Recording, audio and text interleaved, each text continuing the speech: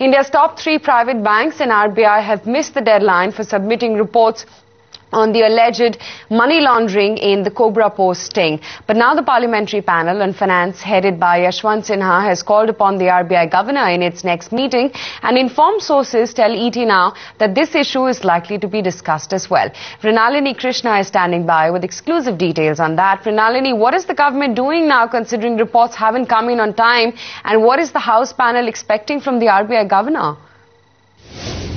Well, what we've been given to understand from sources is that the Reserve Bank of India and also the three private sector banks, that's Axis Bank, ICICI Bank and HDFC Bank, that were allegedly involved in money laundering according to the Cobra Post stings, have failed to submit their investigation report into the matter to the Finance Ministry. Remember, all the three banks, along with the central bank, had been asked by the Finance Ministry to submit their internal investigation reports by the 31st of March.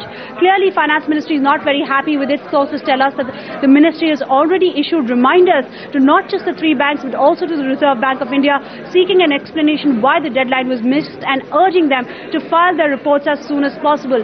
Not only this, we are being given to understand that the Parliamentary Standing Committee on Finance, which is headed by BJP leader Yashwant Sinha, will meet on the 9th of April, and before that committee, before the House panel, the RBI Governor D. Subba Rao has been asked to come, while on the agenda is the new bank licenses norms and the clarity on those. However, we are being given to understand from informed sources that this matter of money laundering, or failure to comply with KYC norms and mis-selling is also likely to be discussed. So clearly, not just the government but also politicians otherwise are very worried about these very serious allegations, and they're not letting them go easy.